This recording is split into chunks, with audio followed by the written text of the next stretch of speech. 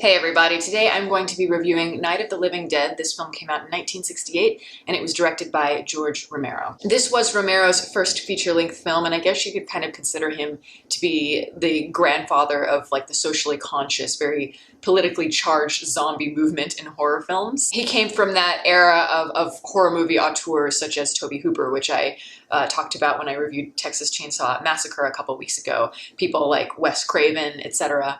And these directors took the horror genre in a more gritty and a more stripped down direction, and they often had some sort of social commentary on the world. And Night of the Living Dead is just, it's dripping with political and social subtext.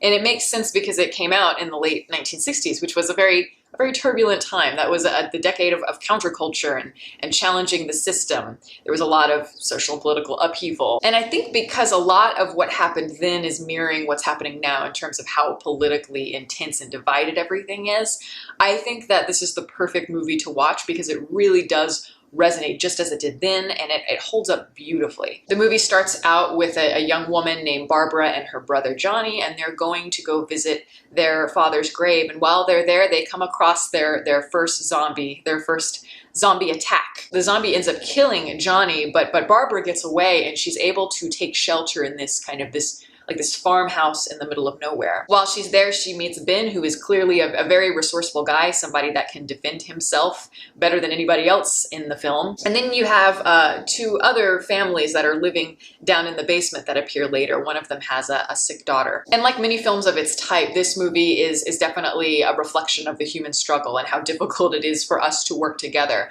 I mean, you've got the zombies outside that are representing all kinds of things. They can represent human monstrosity, repression, kind of the inevitable doom that we have no control over. The way they walk, of course, they look as though they're very brainwashed and they're violent in their actions, as though they might be consumed by the era in which they live. And the imagery of all of those people, the zombies, reminds me a lot of the imagery that you saw at the time, you know, a lot of rioting and protests, things like that. And of course, the people that are in the house represent those who are trying to work together to survive and build their own realm. But when things like race get involved and conflict in terms of survival strategy and that shift of power, you realize that a lot of people in those situations often create the chaos rather than preventing it. And that's the aspect of the film that I think really resonates with people, and certainly still resonates today, because even though the zombies are like this symbol of antagonists, it's the actual, the humans that aren't infected in any way that really suck, and they're not that different from the people outside of the house. And I think that's interesting because even in the very first scene, in the opening where you see Barbara and Johnny at the gravesite, Johnny kind of looks around and he sees just in the distance it's a person just walking, and you don't think anything of it. He looks at it and keeps talking to Barbara. In a long shot, the zombie doesn't look that different from you and I, and as viewers, we don't even realize that it's a zombie. It's only when he gets closer and starts to attack Johnny that we realize that he's obviously different. And the film is beautifully directed too. I love the black and white aesthetic, as all of you know, just because it creates that dark and mysterious contrast, which is perfect for the horror genre. And I also really like the handheld kind of stripped down quality to the movie, just in terms of the cinematography, because it looks like it's being shot for like a news program or as though it's like a documentary. And with the rise of televised news in the 60s, particularly with Vietnam, I think I can imagine that watching that film really resonated, because when you watch the movie itself, there's a lot of scenes where a lot of the characters are sitting and watching the TV, so they kind of know what's going on in the rest of the world. And there's really not that much of the difference in terms of how the movie itself is filmed and the way you see the actual footage for the news being filmed. I also really like that you never really know what's going to happen to any of these characters. The movie starts out, you're following Barbara, so you would assume that she's going to be the heroine, the protagonist of the film. But no, I mean, after the beginning, the focus shifts to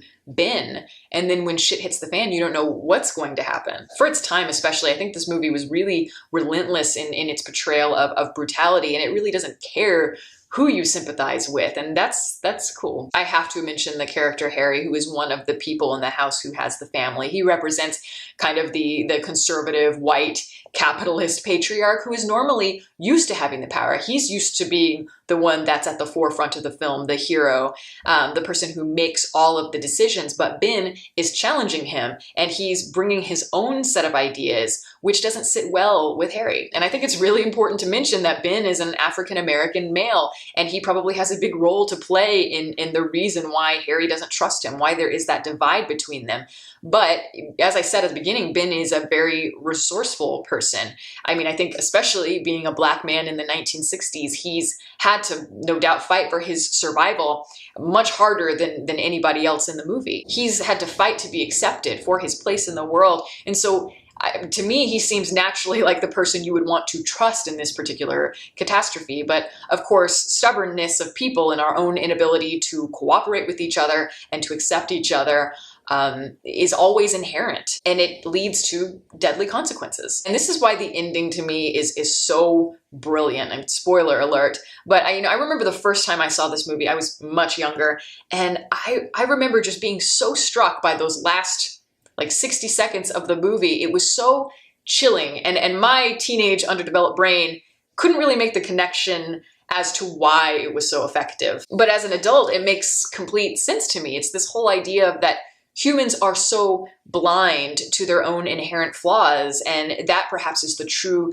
downfall. It's not even really the antagonist forces that we fear on the outside, it's us. Our own blind ignorance, our own obsession with power, our prejudices, all of that stilts us and causes us to implode, to really destroy ourselves from the inside within our own system that we've created. We think we're protecting our society, but really we're destroying ourselves because of our own just inability to understand each other. And so when Ben is killed, it's ironically not by the zombies, but it's by law enforcement who supposedly think he's a zombie from the distance. And again, when you think about the 1960s, the idea that law enforcement was the one to shoot down Ben, I mean, it makes it all the more disturbing. This is a great film, and I had forgotten just how great of a movie it is. It's perhaps one of the great zombie movies ever made. And yes, I think that many of the things that we see in the film are extremely poignant in our world today. So this is why you should watch it, especially for Halloween. And that's my review. Thank you all for listening. All my social media is below. You can watch more videos here,